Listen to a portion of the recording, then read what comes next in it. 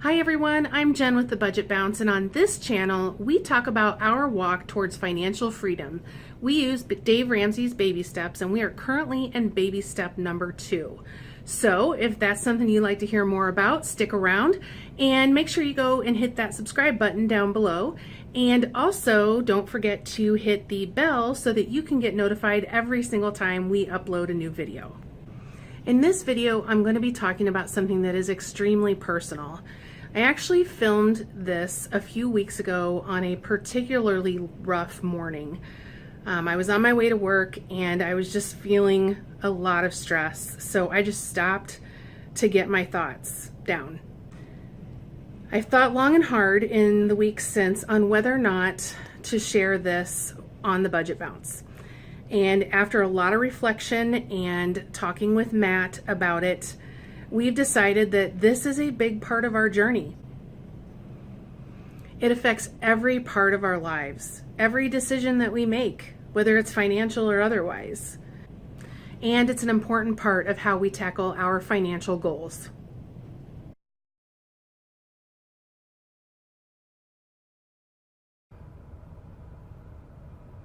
So I'm having some more thoughts today that I thought I would just capture.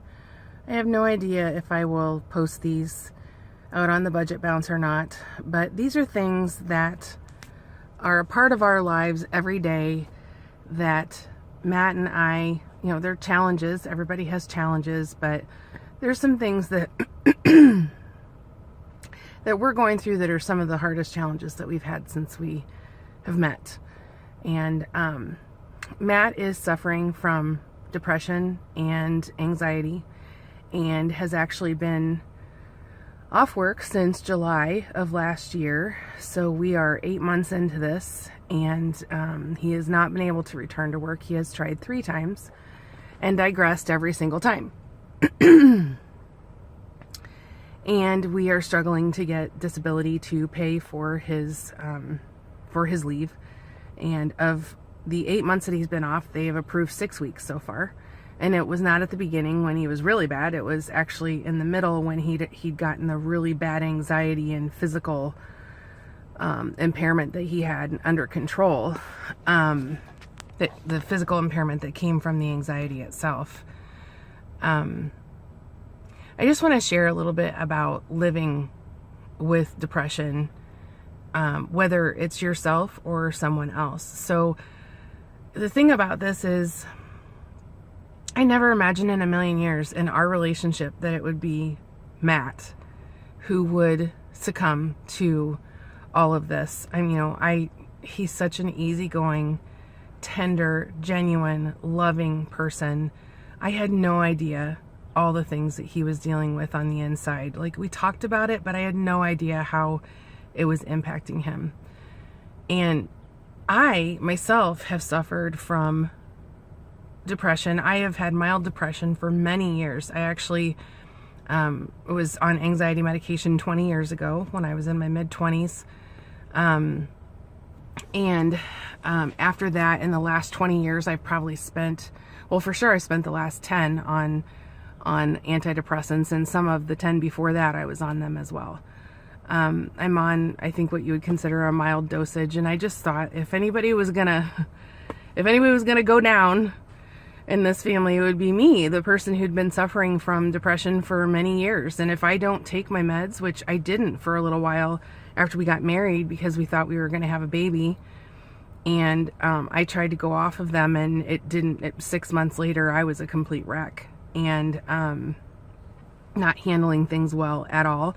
It was an extremely challenging year because of some other things. My grandmother passed away, my dad was diagnosed with cancer and treated, and then my mom had an emergency surgery and everything. I was across the country at a conference. All those things had happened, and that all kind of came to a head right after my mom's incident. But, I knew right then that I was going to have to be on medication for a long time. And then there's my husband, who's never taken anything for anything. And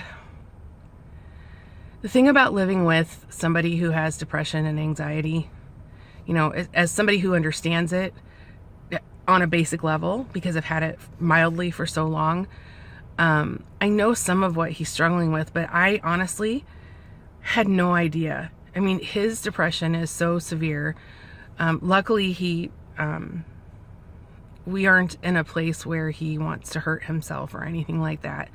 He's just really, really down on himself, and watching somebody who I care about so much hurt that badly is really hard. And